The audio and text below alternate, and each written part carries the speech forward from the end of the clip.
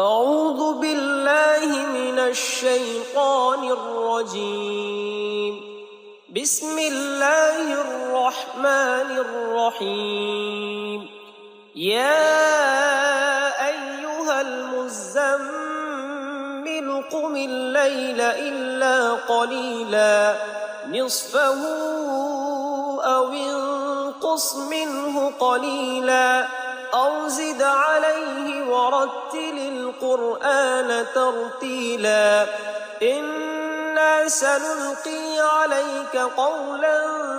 ثقيلا إن ناشئة الليل هي أشد وطئا وأقوم قيلا إن لك في النهار سبحا طويلا واذكر اسم ربك وتبتل إليه تبتيلا رب المشرق والمغرب لا إله إلا هو فاتخذه وكيلا واصبر على ما يقولون واهجرهم هجرا جميلا وذرني والمكذبين أولي النعمة ومهلهم قليلا إن لدينا أنكالا وجحيما وطعاما ذا غصة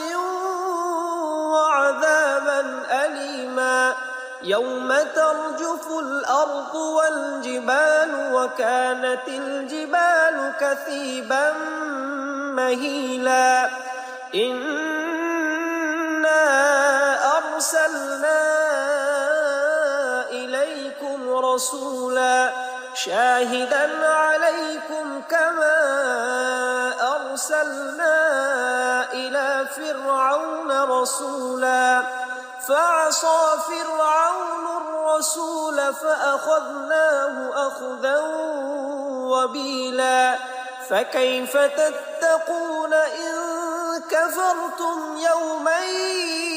يجعل الولدان شيبا السماء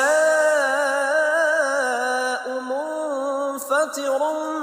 به كان وعده مفعولا إن هذه تذكرة فمن شاء اتخذ إلى ربه سبيلا إن ربك يعلم أنك تقوم أدنى من ثلثي الليل ونصفه وثلثه وطائفة من الذين معك والله يقدر الليل والنهار علم أن لن تحصوه فتاب عليكم فاقرؤوا ما تيسر من القرآن علم أن سيكون منكم مرضى وآخرون يضربون في الأرض يبتغون من فضل الله وآخرون يقاتلون في سبيل الله فاقرؤوا ما تيسر منه وأقيموا الصلاة وآتوا الزكاة وأقرضوا الله قرضا حسنا وما تقدموا لأنفسكم من خير تجدوه عند الله هو خيرا وأعظم أجرا واستغفروا الله إن الله غفور رحيم.